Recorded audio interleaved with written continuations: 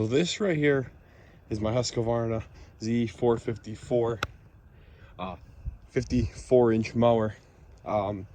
It's got a 22 horsepower Kawasaki engine on it. I also have on it the bagging system. The rop's down because I just pulled it out of the thing. I cleaned it up for the end of the season if you watched the last video.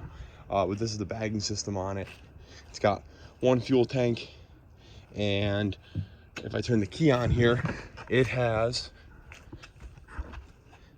133.4 hours on it. A little bit of have a chat with you guys about this mower, and I really hope you, if you're gonna buy one, or any Husqvarna mower for that fact, you listen to this video and you watch it all the way through. I bought this mower about 6 months ago, I think. Like I said, it has 133 hours on it. At first, it was a good mower. As you can tell, I'm a little frustrated with it. If you watch the end of the season videos, you know it was broken for most part of it. It wasn't my fault. I didn't run the mower any harder than I've ever run any mower before, and they've never broken on me. It's a commercial grade mower, so I think it should be able to last like any other mower. In the video, I'll show you the things that we've had to fix on it and that broke. I'll list it out for you now, but I'm gonna give you just an overview of the machine, what I think about it, and that includes the bagging system on it. Now, I'll tell you, I'm not gonna give you the full price, but with the bagging system on the mower and the mower itself, it was about $10,000, give or take a couple thousand. I don't know. It was about 10 grand. The mower did a great job in grass that isn't growing. Like if you're doing weekly cuts that you have about 2-3 inches of growth that aren't thick, it's going to be great. Like, so if you're down south, I know this, like southern states, especially Florida, I've been down there a few times and I've seen them that like this mower would be great for them down there. Here, not so much. When you're getting 5, 6, 7 inches of growth in a week and it's thick, it doesn't hold up to it. The engine bogs down. I've stalled it multiple times. The blades can't keep up. It doesn't discharge very well. Going off the discharge part, I wanted to put a advanced chute system on anything like a chute blocker, any kind of chute blocker, didn't matter to me.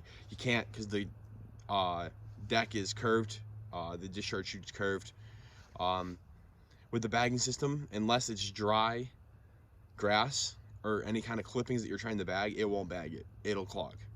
There's no, like a lot of commercial mowers at the end of the chute, they have a fan that propels it into the bagging system. This mower doesn't have that. It just uses gravity, I guess, and it clogs a lot. And I was never a fan of the bagging system.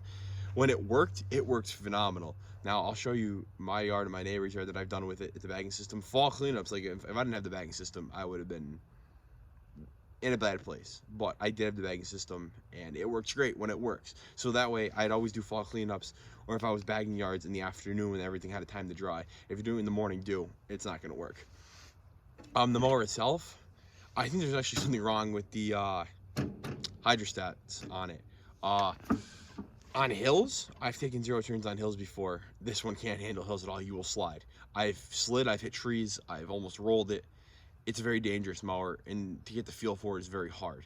I usually don't let anybody that I'm with run it except me, because I don't want them to get hurt on it.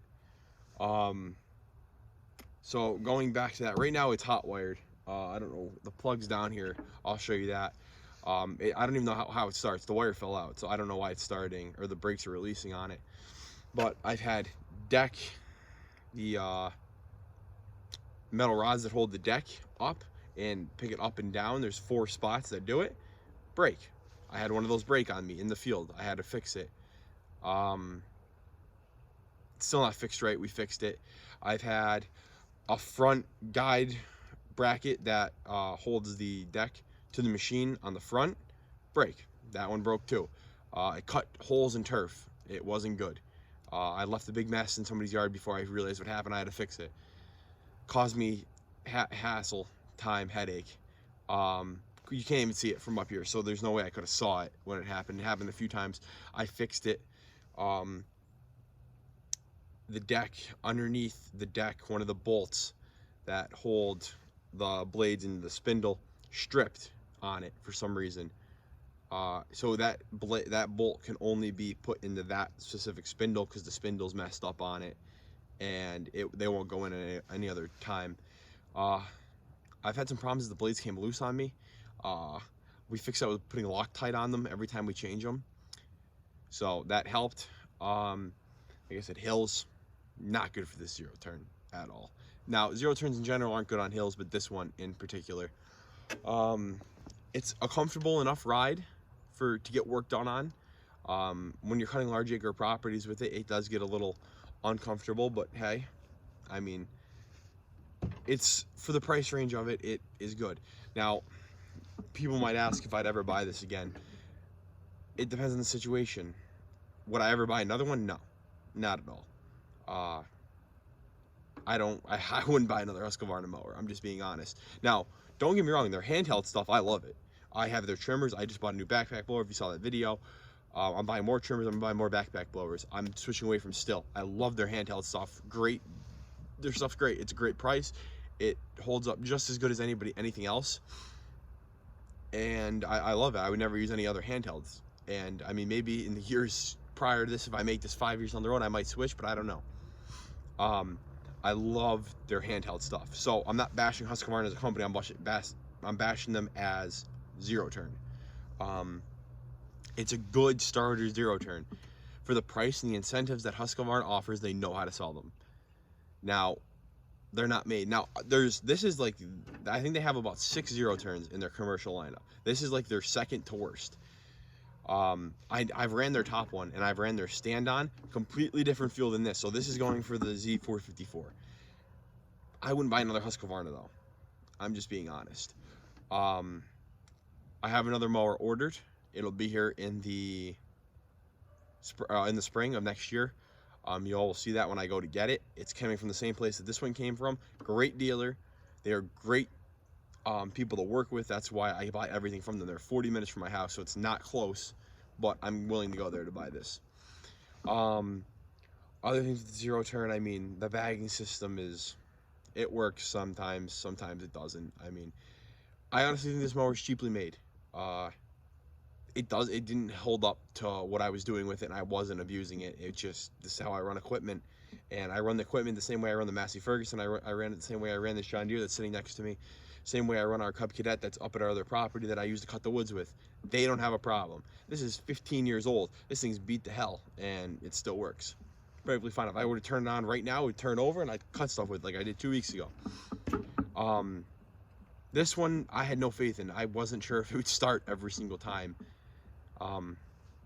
But that's just the way it is. So right now I'm keeping this one. It's not going anywhere for next year, for a couple of different reasons that I won't get into, but it has to stay. I have the bagging system for it too, so I'm not going to go out and buy another mower because the bagging system was $2,000, and I'm not going to go out and buy another one for no reason. So the mower's going to stay for next year. It might stay for the next 2 years. I don't know. It only has 133 hours on it. It might keep breaking down, but it's going to go to not as much as a primary mower as it was this year. Obviously, this year is the only one. So next year, it's going to be, there's another mower coming. You will all see that. I'm not going to tell you what it is, but just know there is another mower coming. The one thing that I like about this mower, it came with suitcase weights. I didn't have to buy them separate. I know a Toro, when I got a price out for a Toro, you had to buy them separate, and they weren't even suitcase weights. I don't know what they were. So these are functional for the tractor too, to put some more counterweight on there. When I sell it, I probably won't sell it with the suitcase weights. I'm probably going to keep those. Pressure washing it, I've taken some paint off of it, and it's a car wash pressure washer, so it's not anything too powerful. With oil changes, maintenance, blades were changed every week in the peak of the season, every 2 weeks in the off season. Mower gets greased every time the blades get changed on it, so everything is greased. Spindles, the front axles on it, all got changed. So the maintenance was never an issue. It got changed. We changed the oil after the first 10 hours, then you have to change it after the first 100. It's not changed yet because I said we're almost at the end of the season. We'll change it later. We're going to change that before the next season. We didn't maintenance the hydrostat on it yet. We're going to again next season. I'm frustrated with it. For the first part of the season, it was a good mower. Don't get me wrong. I was excited. It was my first zero turn, first thing I bought. That was a major purchase. That's changing. You're going to see a lot of new stuff coming as time progresses next year. Obviously, the snow is going to be my slow season, but I'm still going to do snow removal. You'll see some videos of that just with a snow blower in people's yards, or people's driveways, sorry. But for right now, that's how I feel about this. I wanted to get this out there for anybody that was thinking about buying one. If you're gonna buy like the best series they have out there, I'd say you're probably gonna be fine with it. I mean, I wouldn't spend 20 grand on a Husqvarna mower for their best one out there. I wouldn't personally, but somebody else might. I feel like it's underpowered with the engine, and you don't have engine choices. You're getting a 23 horse or 22 horsepower Kawasaki engine. The mower I'm switching to, I didn't have an engine choice in this specific mower, but if I buy another one, you will have your engine choices of what tier you want, your deck choices of, it goes off what your engine and deck is, like every other mower should. But for the mower, I don't know, I'm frustrated with it. I think it's annoying that it kept breaking down on me, but I'm going to show you everything that went wrong on it. You can see how we fixed it. So before I even leave the operator seat on it, I'm going to show you this. This is supposed to drop the deck. That, now it dropped. You're supposed to just pull this back and it didn't drop. Something got messed up in here. I don't know what, and it doesn't really want to drop now. But I guess it works every so often, so you just have to mess with it when you want to put it down. That's only sort of recently happening. Down here, there is a wire in here. This wire right here is supposed to be underneath here, and there is a pin that this thing hits to engage the parking brake on it. This one doesn't work. It stalled the mower out, as you saw in one video, and didn't make it able to run. Down here, I was mowing one day, this bolt backed out. There's nothing on the back side of it. There's no nuts. This one has one on there because we had to put a nut on here, but they are I don't know what kind of bolt they are, but there's nothing on the back side of it. As you can see back here, that's just how it goes in. These metal rods that hold this up are junky, very, very junky, but we had to fix that. There's a bolt back here. There's a nut and a washer on this one, so it doesn't back out, because it backed out twice on us after we did it. Back here, I don't know what these are for, but this pulled out. It doesn't affect the mower at all, I don't think, but it pulled out, so we have to fix that too. Engine's pretty clean. As I said, I just pressure washed it out and stuff, but I had to drive up here in the mud, so it's got a little dirty. Down here, you can see this bar. This is what it's supposed to look like. It's supposed to have one nut on it, and then cotter pin. This one has a cotter pin. We have a washer on the inside of it, like it's supposed to have. Then we put a nut in here, and we had to put another nut in here. This came out, and it drug and got underneath the deck and ripped up the ground. That's what I had to fix. So we had to do it this way. It pulled out again, and we had to really, really tighten it with a so yeah, that happened there.